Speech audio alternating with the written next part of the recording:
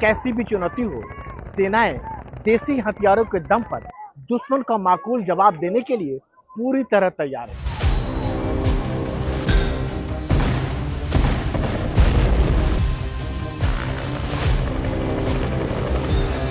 60 के दशक में जब इंडियन एयरफोर्स में मिग को शामिल किया गया तो पूरी दुनिया में इसके टक्कर के गिने चुने फाइटर प्लेन थे।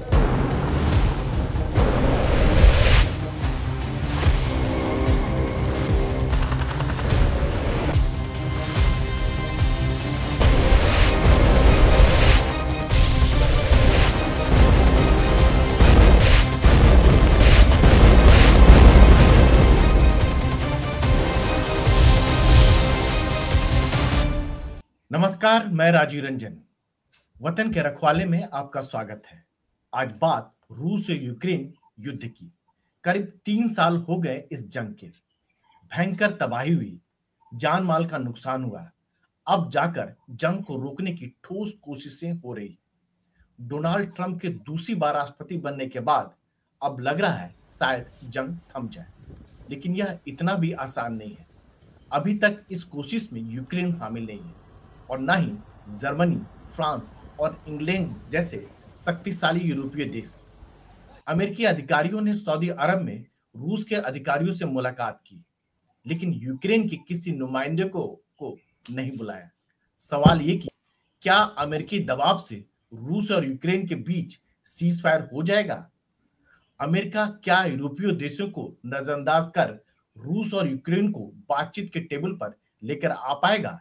इस बारे में और बात करने के लिए हमारे साथ 2 खास मेहमान हैं।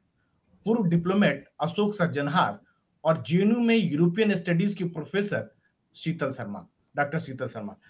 सर, अशोक सर, पहला आपसे सवाल यही है कि अमेरिकी राष्ट्रपति यूक्रेन में शांति बहाली की जो कोशिश कर रहे हैं उसमें कितनी कामयाबी मिल पाएगी?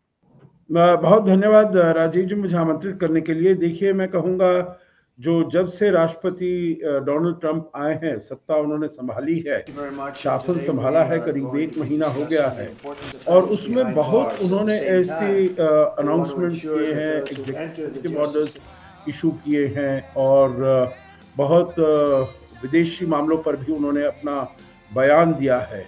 तो मैं कहूँगा उन्होंने एक अपने इलेक्शन कैंपेन में भी ये प्रॉमिस किया था जो वो युद्ध रुकवा देंगे, रूस युद्ध को समाप्त कर देंगे और गाजा में चल रहा है इजराइल और हमास का, वो भी युद्ध खत्म कर देंगे। तो देखिए, आने के बाद सत्ता में आने से एक दिन पहले ही 19 जनवरी को उन्होंने जो गाजा में चल रहा था, इजराइल और हमास के बीच में जो युद्ध चल रहा था, उसमें उन्होंने सीज फायर लगा दी। हालांकि अभी पहली सीज फायर खत्म हो रही है, दूसरी आने वाली है। इसके बारे में प्रश्न चिन्ह है जो दूसरी आएगी या नहीं। और दूसरा जो है, उन्होंने ये शुरुआत की है, परंतु शुरुआत ऐसी हुई है जिसमें जो पहली मुलाकात तो हो गई है सऊदी अरेबिया में, रियाद में, अमेरिका और रूस के नुमाइंदों के बीच, उनके विदेश मंत्रियों के बीच, मार्को रूबियो के बीच में और सर्गेई लावरोव के बीच में। और ऐसा भी सुना जा रहा है जो अगले सप्ताह शीर्ष नेताओं की मुलाकात भी हो सकती है, वो भी सऊदी अरेबिया में हो सकती है, राष्ट्रपति डोनाल्ड ट्रंप की और राष्ट्रपति पुतिन की। परंतु जो सबसे अचंभे वाली बात है, एक तो न तो यहाँ पर राष्ट्रपति ज़ेलेंस्की को बुलाया गया है और ना ही यहाँ पर यूरोप के किसी भी नुमाइंदे को, रिप्रेजेंटेटिव को बुलाया गया है।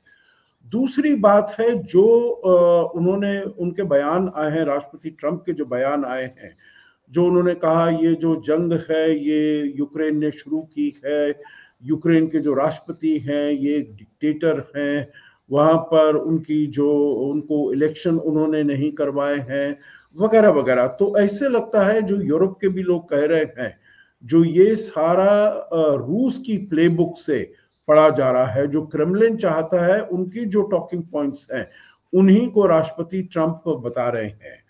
तो इसमें मैं 2 अब छोटी बात कहना चाहूंगा। एक तो उन्होंने ये उस तरफ पहला कदम उठा दिया है ये युद्ध को खत्म करने के लिए, क्योंकि युद्ध चल रहा था, क्योंकि अमेरिका अपना जो इतना बड़ा उसके पास वेपन्स हैं, आर्मामेंट जखियारा है, वो यूक्रेन की सहायता कर रहा था। अब यूरोप भी सहायता कर रहा है, परंतु अमेरिका की सक्षमता कहीं अधिक है यूरोप से यूक्रेन को सहायता करने के लिए। तो अगर अमेरिका ये रोक देता है तो उसका क्या प्रभाव पड़ने वाला है, क्योंकि यूक्रेन इस युद्ध को आगे नहीं चला पाएगा।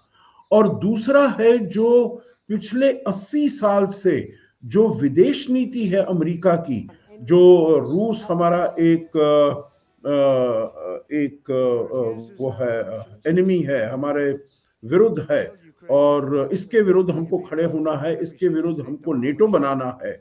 उस जो विदेश नीति है उसको उन्होंने पूरे 180 डिग्री बदल दिया है, उसको उसने जैसे सिर पर लाकर खड़ा कर दिया है।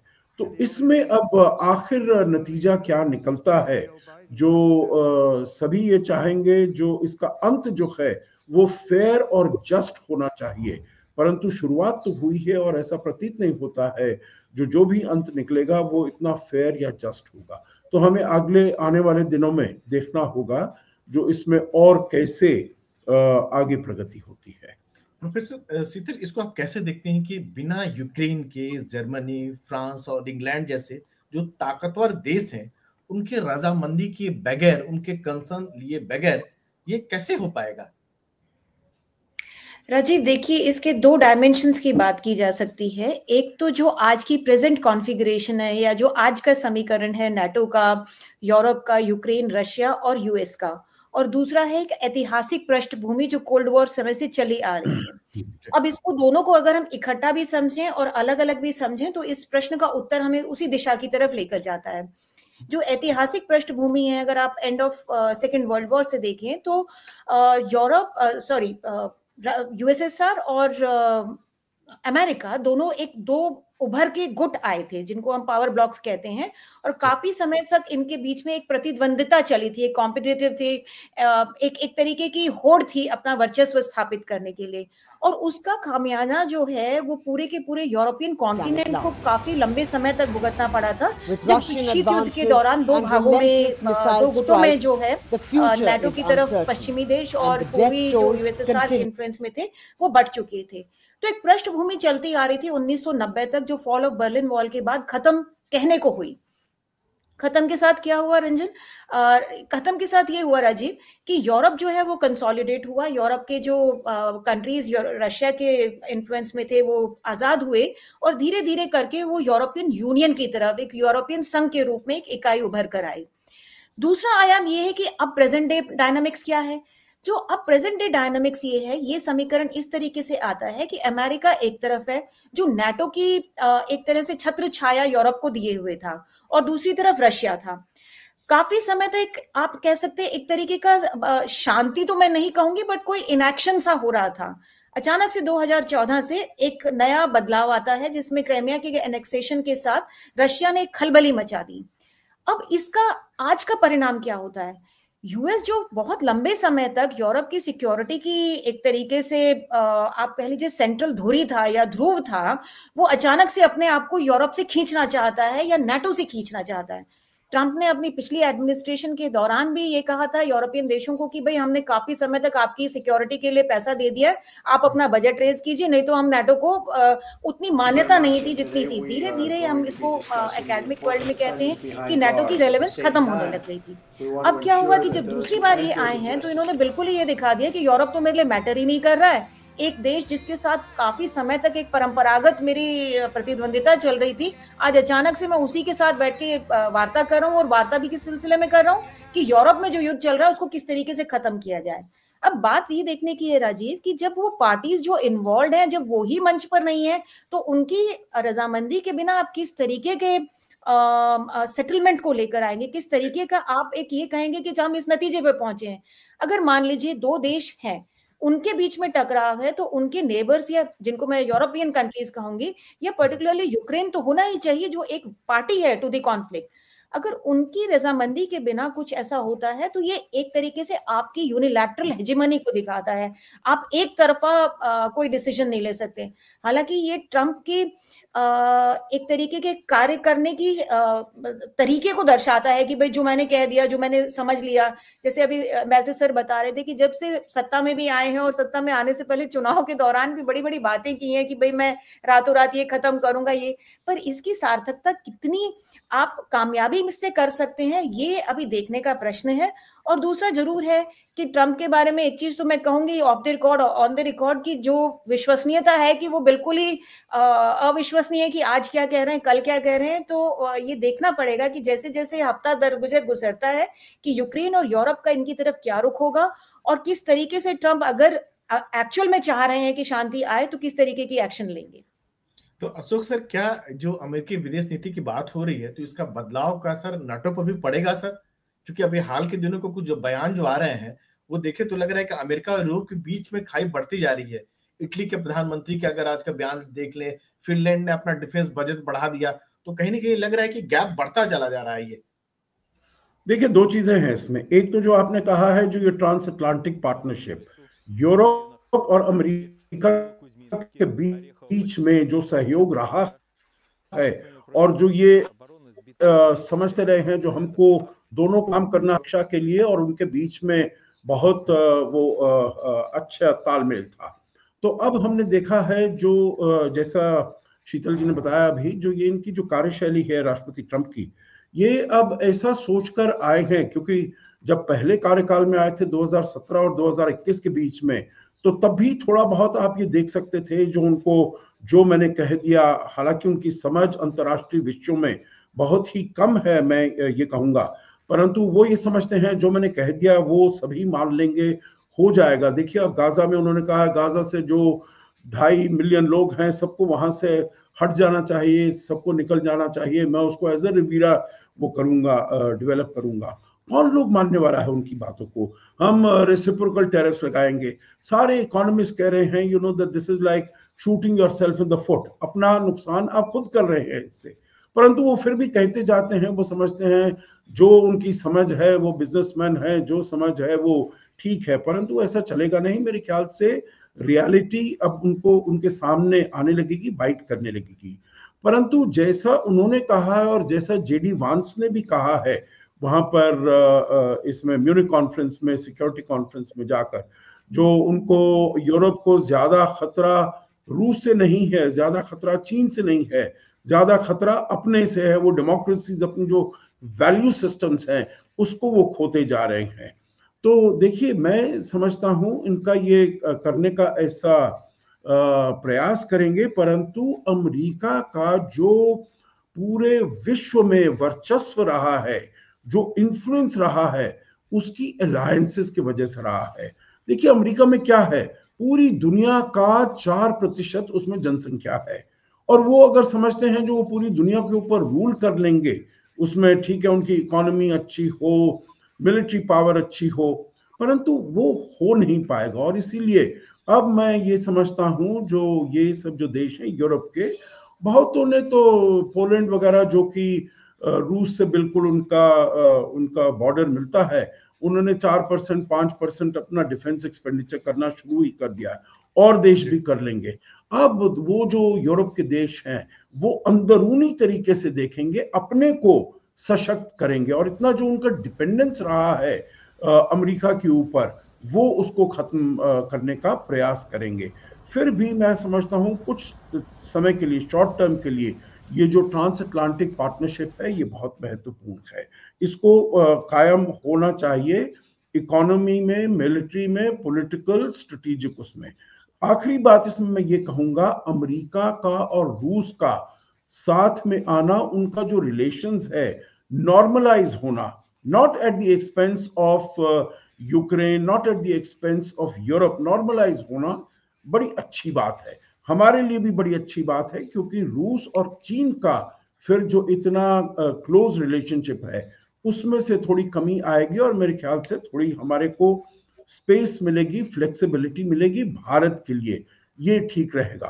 परंतु it should not be eight the expense of Europe end of Ukraine. तो क्या शीतल, ये जो सीज फायर की बात हो रही है वो किस आधार पर, उसका बेस क्या होगा? क्या रूस और यूक्रेन जो है अपने कब्जे में लिए हुए इलाके को छोड़ देंगे, वापस अपनी पुरानी जगह पर चले जाएंगे? कैसे होगा ये? राजीव, इसमें एक बार फिर से थोड़ा सा हिस्टोरिकल कॉन्टेक्स्ट ऐड कर देते हैं, ऐतिहासिक पृष्ठभूमि इसको ऐड करते हैं। यूक्रेन जो है किसी जमाने में काफी महत्वपूर्ण क्षेत्र रहा था यूएसएसआर के जमाने में। अब बात आती है कि जब आप आजाद हो चुके हैं, आपका एक वेस्टवर्ड टर्न हो चुका है, जो मूल्यों की ही बात है, आप समझ लीजिए जो यूरोपियन यूनियन की वैल्यूज हैं, लिबर्टी, फ्रीडम, जो वेस्टर्न वैल्यूज हैं, उनको एम्ब्रेस करने के बाद अब आप देखिए फिनलैंड भी नाटो का मेंबर बना है। और नाटो का बड़ा एक सीधा सा वो है, उसूल है कि अगर आपकी किसी एक कंट्री पर अटैक होता है तो उसमें आप कलेक्टिव डिफेंस आर्टिकल 5 ट्रिगर हो जाता है और सभी कंट्री उस कॉन्फ्लिक्ट का पार्ट है, उसको डिफेंड करेंगी। अब यूरोपियन यूनियन की जो वैल्यूज हैं उनकी तरफ यूक्रेन का झुकाव है। एक नया समाज, एक नई आर्थिक व्यवस्था, एक नया राजनीतिक सिस्टम को क्रिएट करने का पूरी की पूरी मुहिम है। अब उसमें रशिया अगर ऐतिहासिक पृष्ठभूमि लाता है और उस पर क्लेम करता है, किस तरीके से करता है, किस हद तक करता है, कभी माइनॉरिटीज की बात है, कभी लैंग्वेज की बात है, कभी उनको अपने पोर्ट्स की बात है, तो इस तरीके की इन विवादों को जो है अगर आप इतिहास से हटाकर देखेंगे तो उसकी एक अलग समझ आती है। अब बात है कि किस शर्तों पर ये इफेक्टिव हो सकता है। देखिए, एक तो ये कहा गया था कि यूक्रेन का जो पूर्वी क्षेत्र है जो रशिया के बीच में है वो एक बफर जोन रहेगा, वहां पे नाटो की मिलिटराइजेशन नहीं होगी या किसी भी तरीके का। अगर डर की बात है तो डर इतना नहीं है, क्योंकि देखिए फिनलैंड ने भी ज्वाइन किया। फिनलैंड का अच्छा खासा 350 किलोमीटर का बॉर्डर है और फिनलैंड नाटो का मेंबर ना होते हुए भी अपने में एक बहुत ही सशक्त मिलिट्री पावर है, तो उसका वो खतरा भी नहीं है कि आपका अटैक की बात हो। ये कहीं ना कहीं ये आकर यहाँ पर रुकना चाहिए कि यूक्रेन की अपनी सोवरेनिटी है, अपनी आजादी की बात करेगा, अपने इंटरेस्ट की बात करेगा और अपनी आवाम जो जिस तरीके से अपनी आवाम अपनी आर्थिक सामाजिक संरचना को बनाना चाहती है। अभी पीछे हाल फिलहाल में जैसा सर बता भी रहे थे कि 2-3 दिन पहले से एक नैरेटिव सेट किया जा रहा है कि जेलेंस्की जो है वो तानाशाह है, वो तो अभिनेता थे। अचानक आप देखिए मीडिया बहुत उनके कॉमेडी शोज को दिखा रहा है, कहीं ना कहीं एक नैरेटिव और एक छवि को ऐसा कंस्ट्रक्ट किया जा रहा है कि बिना सोचे समझे एक व्यक्ति ने अपने देश को। पर दूसरी तरफ ये भी है कि इतना बड़ा युद्ध चलता रहा है 3 साल से और जेलेंस्की कहीं भागे नहीं। इतिहास में ऐसी कमी नहीं रही है कि जहां पे भी सत्ता पलट होती है या अटैक होता है फटाफट प्रेसिडेंट और प्राइम मिनिस्टर जो भी शीर्ष नेता होते हैं वो उस कंट्री को छोड़कर अपने जीवन के लिए भाग जाते हैं। तो जेलेंस्की ने एक फाइट पुटअप की है और यूक्रेन के जो लोग हैं वो भी यही चाहते हैं। वो खुद भी जेलेंस्की अपने एक इंटरव्यू में बता रहे थे कि अगर मेरी पॉपुलैरिटी के ऊपर क्वेश्चन किया जा रहा है, संदेह किया जा रहा है, तो आज भी 57% लोग जो हैं वो चाहते हैं कि मैं प्रेसिडेंट हूं और सही काम कर रहा हूं। और अगर चुनाव भी होते, चुनाव ऐसी स्थिति में पता नहीं कितने कारगर साबित होते हैं। पर अगर पश्चिमी देश या पूर्वी देश रशिया का नैरेटिव बोलते हुए अगर अमेरिका भी यहाँ पे सत्ता पलट करना चाहता है, अपने कोई फेवर का लाना चाहता है, तो ये यूक्रेन की जनता के साथ बहुत बड़ी नाइंसाफी होगी। ये उनके मत का, ये उनके जनादेश का प्रतिबिंब नहीं होगा कि किस तरीके से कौन होना चाहिए, कौन सत्ता संभाले और किस तरीके से।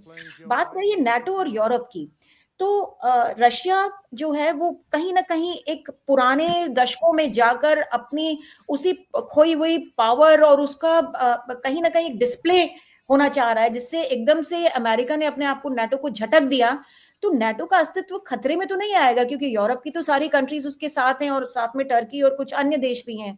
पर ये जरूर है कि यूरोप के लिए ये एक सबक का, एक सीख का समय है कि वो अपने को रीमिलिटराइज करें। देखिए, यूरोप में 2 ताकतें हैं, न्यूक्लियर पावर्स हैं, 2 यूएनएससी के मेंबर है, यूके है और फ्रांस है। उसके अलावा बाकी अन्य देश भी जो, जैसे मैं फिनलैंड का जिक्र किया, स्वीडन है, जर्मनी उस हद तक मिलिटराइज नहीं हुआ है बट उन्होंने भी अपना डिफेंस बजट बढ़ा दिया, स्पेन है। ये सभी कंट्रीज जो हैं इनको कलेक्टिव डिफेंस के बारे में सोचना होगा। अगर नाटो में कुछ हद तक अमेरिका का प्रेजेंस, प्रभाव, जो भी कुछ कहें आप, अगर वो कम भी होता है तो यूरोप में इतनी क्षमताएं हैं कि वो अपने को रिकलेक्ट करके, मिलिटराइज करके एक स्ट्रॉन्ग अटैकिंग की सिचुएशन नहीं भी है अगर, तो डिफेंस अपनी पावर को बहुत एक्यूमुलेट और कंसोलिडेट कर सकता है। तो ऐसे में यही है कि पहले तो जनादेश क्या है, यूक्रेन का अपना इंटरेस्ट क्या है, क्या ये इंटरनेशनल वैल्यू सिस्टम्स के तहत होकर किया जाएगा या यूनिलैटरली किसी कंट्री को दबाव में लाकर किया जाएगा, ये सब बातें और भी ज्यादा नेगोशिएशंस के साथ क्लियर होंगी। पर ये जरूर है कि आप किसी पर अब इस जमाने में अपना डिसीजन थोपना मेरे ख्याल से थोड़ा मुश्किल है। And the death toll continues. इशारा कर रहे थे कि जेलेंस्की को जिस तरह से डिस्क्रेडिट किया जा रहा है वो एक बड़ा सोचने वाली थी। उसे हटाने की बात हो रही है। पुतिन भी कह रहे हैं कि हाँ, अगर कोई यूक्रेन का नुमाइंदा अगर हुआ, कोई चुना हुआ, एक सेंस दे रहे हैं कि जेलेंस्की जो है या कोई और होगा तो हम उसे हटाने की बात हो रही है। तो क्या जेलेंस्की को हटाने के बाद ही युद्ध विराम होगा? कुछ इस तरह की बातें जो चल रही है, उसके हटाने के एवज में बात हो रही है। देखिए, जो का भी कहीं ना कहीं रूस के सुर में सुर मिला रहा है, जिस तरह से पहले बाइडेन के समय बिल्कुल देखिए यूरोप तो यही कह रहा है, जो राष्ट्रपति ट्रंप जो है और पूरा अमेरिका जो है वो क्रेमलिन की प्लेबुक से बात कर रहे हैं, वो उसके टॉकिंग पॉइंट्स बात कर रहे हैं। उन्हीं का कहना है जो ये युद्ध उसने जेलेंस्की ने शुरू किया, यूक्रेन ने शुरू किया, रूस ने शुरू नहीं किया है। और अभी G7 की एक जो विज्ञप्ति आनी है, जो 3 साल पूरे हो गए हैं इस युद्ध के, उसमें भी अमेरिका ने ये ऑब्जेक्ट किया है, ये नहीं लिखा जाए जो रूस ने ये युद्ध शुरू किया है। तो देखिए, बिल्कुल ही पासा पलट गया है। किस वजह से पलटा है, क्या वो उस यहाँ पर वो करना चाहते हैं, वो तो अमेरिका तो देखिए एक एज अ राष्ट्रपति ट्रंप जो है एज अ बिजनेसमैन है, उन्होंने तो एक चेक भेज दिया $500 बिलियन का, जो आप जेलेंस्की को आप इसके ऊपर साइन करिए, जो हमने आपको जो हथियार दिए हैं इतने 3 साल में, उसका मुआवजा वो आपके जो वहां पर रेयर अर्थ मिनरल्स हैं वो हम वहां से माइन करेंगे, वो वहां से लेंगे। और देखिए, मैं कहूंगा जो ये राष्ट्रपति जेलेंस्की की अपनी कॉन्फिडेंस है और इंटेग्रिटी है, जो ना तो वो पहले छोड़कर गए। आपको याद होगा जब 24 फरवरी को ये सब शुरू हुआ था, तो तब पहले बोरिस जॉनसन ने उनसे कहा था जो आइए हम आपको एसाइलम देंगे। राष्ट्रपति जो बाइडेन ने कहा था आइए हम आपको एसाइलम देंगे, 1 सप्ताह के बीच में कहा था। और जैसा शीतल जी ने अभी बताया, आप देखिए अशरफ घनी को वहां पर 15 अगस्त 2021 को, तो एकदम इससे पहले कि तालिबान वहां पर एंटर करता, वो वहां से निकल चुके थे, वो चले गए दुबई में। और ऐसा बहुत केसेस है, मैं और केसेस का नाम नहीं लेना चाहता हूं, परंतु इनमें इतनी ऑनेस्टी, इंटेग्रिटी थी जो वो 3 साल तक वहां पर लगे हुए हैं। और अभी भी उन्होंने ये मना कर दिया जो हम इसके ऊपर दस्तखत नहीं करेंगे। सभी उनको बताते रहे जो ये राष्ट्रपति डोनाल्ड ट्रंप के साथ ऐसा जूझना ठीक नहीं होगा, आप ये क्यों कह रहे हैं। देखिए, जेलेंस्की ने क्या कहा जब इन्होंने कहा जो यूक्रेन ने युद्ध शुरू किया है, उन्होंने कहा ये डिसइंफॉर्मेशन स्पेस है राष्ट्रपति ट्रंप का। ये वही बात कह रहे हैं जो कि क्रेमलिन कहता है, और हमने युद्ध शुरू नहीं किया, हमारे ऊपर युद्ध थोपा गया है और हम अपनी रक्षा कर रहे हैं। तो इसीलिए मैं समझता हूं जो वो तो बहुत ही कितने मुश्किलात से वो गुजर रहे हैं, परंतु फिर भी वो डटे हुए हैं।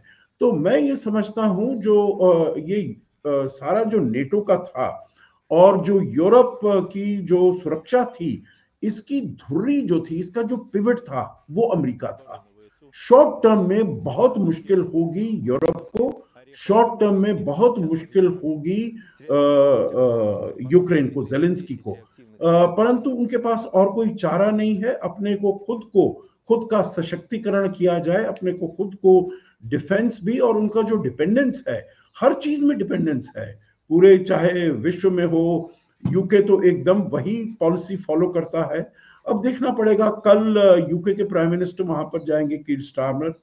इस सप्ताह के बाद में फ्रांस के प्रेसिडेंट मैक्रोन जाएंगे, उनसे बात करेंगे।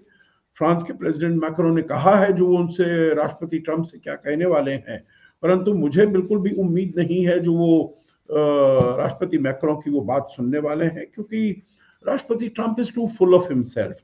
तो मैं समझता हूं जो आगे चलते हुए यूरोप और अमेरिका के रिलेशंस में तो बहुत डामाडोल होगा। उन्होंने कहा मैं टैरिफ्स भी लगाऊंगा, टैरिफ्स वो लगाते हैं तो उसका रिटेलिएशन होगा, रेसिप्रोकल टैरिफ्स वगैरह वो लगाएंगे।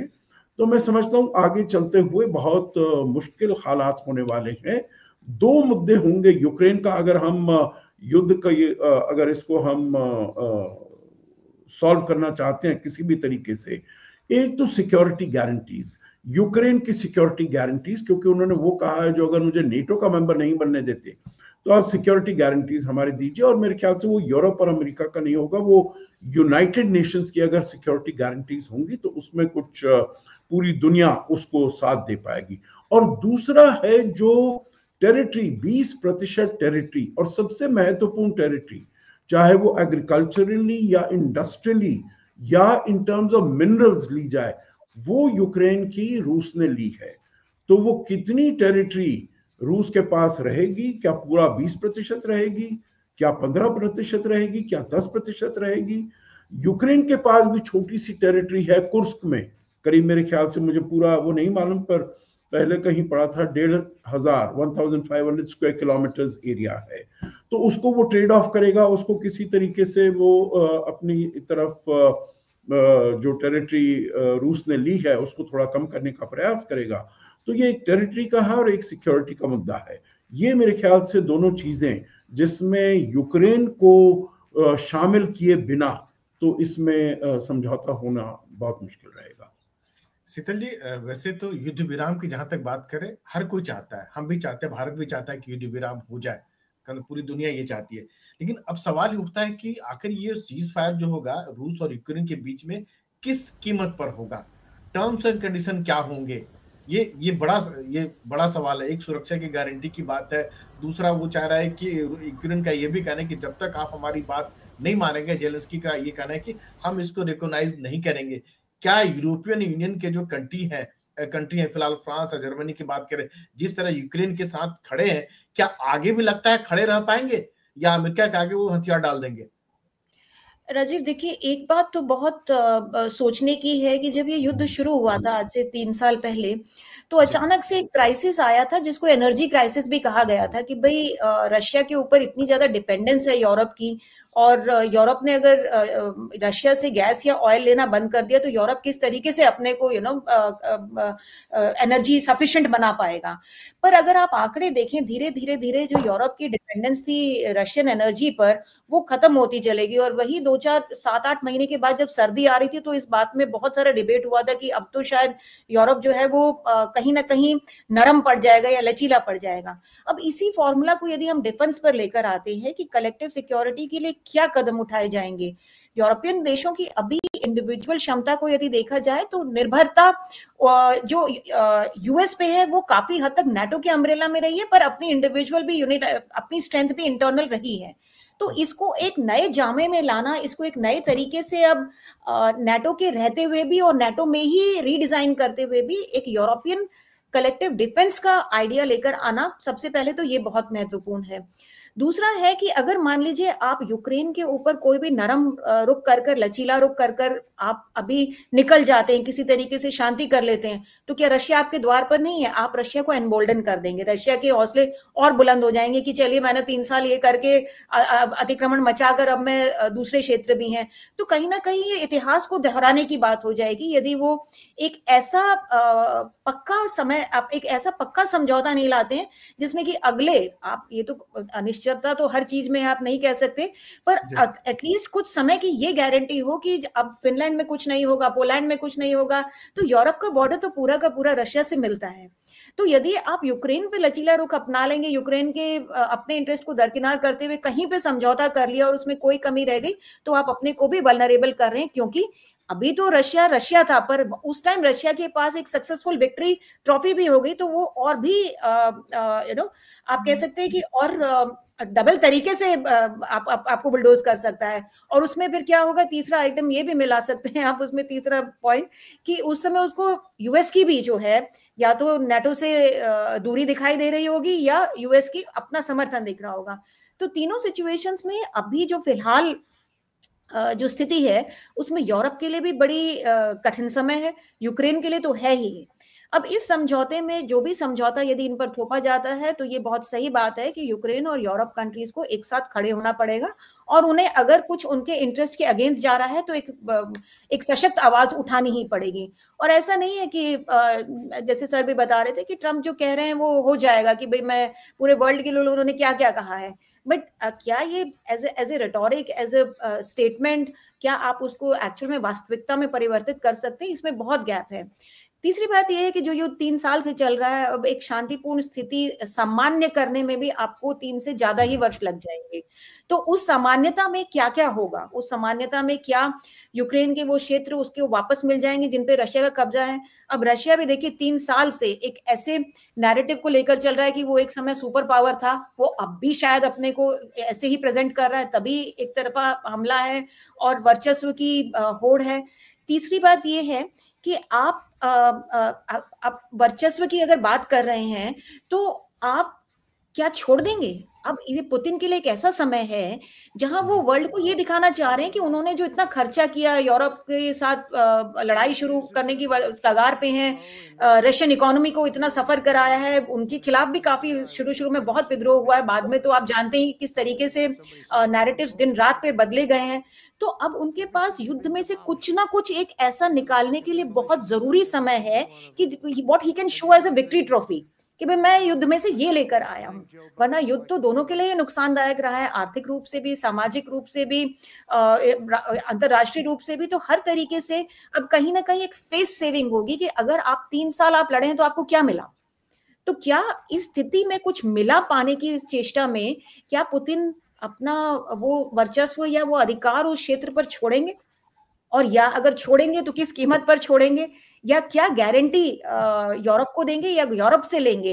यूरोप से तो गारंटी ली हुई थी, जिसको उन्होंने कहा कि नाटो ने बात नहीं मानी तो इन्होंने वेस्टवर्ड टर्न किया है और नाटो में शामिल होने की, तो उस गारंटी की टूटने पर ही तो सारा का सारा मसला उभर कर आया है।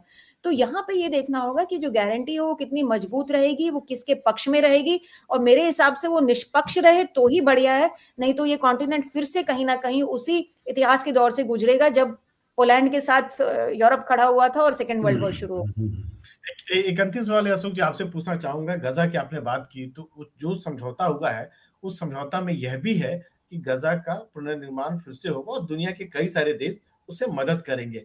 लेकिन यहाँ जो यूक्रेन तबाह हो गया है, यहाँ कुछ नटसेल में इस तरह कुछ बातें निकल के नहीं आई। जो तबाही जो वहां पर हुआ है, यूक्रेन की बात करें, जो पूर्वी यूक्रेन की बात करें, पूरा तबाह हो गया, खंडर की तरह हो गया। उसकी भरपाई कौन करेगा उस तबाही की? देखिए, उसमें तो बहुत सारे ऐसे आवाजें उठी हैं जो ये इनका करीब कितना है, $300 बिलियन है या $600 बिलियन है रूस का, जो कि वहां पर वो जब्त किया गया है, उसको मतलब फ्रीज किया गया है, तो उसका प्रयोग किया जाए, उसका इस्तेमाल किया जाए क्योंकि यहाँ पर, परंतु इसमें अभी तक कोई वो नहीं है, देयर इज नो, अभी बात ही नहीं हो रही है, क्योंकि सब मेरे विचार से यही सोचते हैं जो स्टेप बाय स्टेप हमको चलना पड़ेगा, पहले जो युद्ध है इसको रोकना पड़ेगा, उसके बाद ही हम रिकंस्ट्रक्शन की बात कर सकते हैं।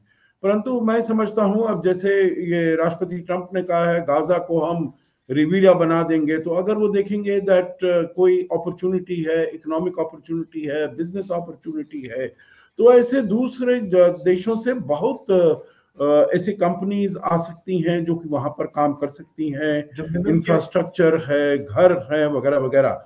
तो इसको करने में मेरे विचार से वो हो सकता है। एक अगर आप मुझे इजाजत दे, जो शीतल जी ने कहा, मैं थोड़ा सा उसमें एक शब्द जोड़ना चाहूंगा। जो देखिए, ये जो राष्ट्रपति जो ट्रंप कर रहे हैं, अगर पुतिन यहाँ पर इसमें जो क्षेत्र है उसके ऊपर उनका कब्जा रहेगा, उसके ऊपर आधिपत्य रहेगा उनका, तो ये क्या संदेश भेजेगा, और बड़ी पावरफुल शक्तियों के लिए, चीन के लिए क्या संदेश भेजेगा? जो आप जा सकते हैं वहां पर कर सकते हैं, और अमेरिका तो है, वो तो अब राष्ट्रपति ट्रंप ने भी कहा हम तो लड़ाई करना नहीं चाहते, मेरे अगर उसमें दौर में तो कोई लड़ाई हुई नहीं, मैं अगर होता तो ये लड़ाई भी नहीं होती, वगैरह। तो मतलब ताइवान के ऊपर भी वो कुछ भी कितना करते रहे, टैरिफ लगाएं, सैंक्शन लगाएं, पर लड़ाई नहीं करेंगे। तो हम जा सकते हैं वहां पर, और ये तो यूक्रेन तो यूरोप के बिल्कुल सटा हुआ है, वहां पर चीन किससे सटा हुआ है? ना वहां पर यूरोप के देश है, ना वहां पर अमेरिका है, ना कोई और है। तो वो कैसे उसकी सुरक्षा करेंगे? तो मेरे विचार से ये जो संदेश जाएगा, जो जिसके पास बल है वो कर सकता है, जो कुछ वो चाहता है कर सकता है, ये मेरे विचार से सब बहुत ही खराब संदेश जाएगा। एक तो जो शीतल जी ने बताया, जो यूरोप में इसका क्या असर होगा, जो वही 1 सितंबर 1939 का जब वो जो अपीजमेंट ने कभी हेल्प नहीं किया है, कभी लॉन्ग टर्म स्टेबिलिटी के लिए, सिक्योरिटी के लिए अपीजमेंट, तुष्टिकरण कभी किसी का फायदा नहीं किया है। और राजीव, एक चीज और भी है कि मान लीजिए सर की बात से ही आगे एक और वो ना आता है कि एक तो संदेश क्या जाएगा, दूसरा मान लीजिए यूक्रेन को रशिया के हवाले कर दिया जाता है हाइपोथेटिकली, तो जो वहां के खनिज है जिनमें ऑलरेडी इंटरेस्ट अपना जता चुका है अमेरिका, क्या उनको भी उन्हीं के उस पर छोड़ देगा?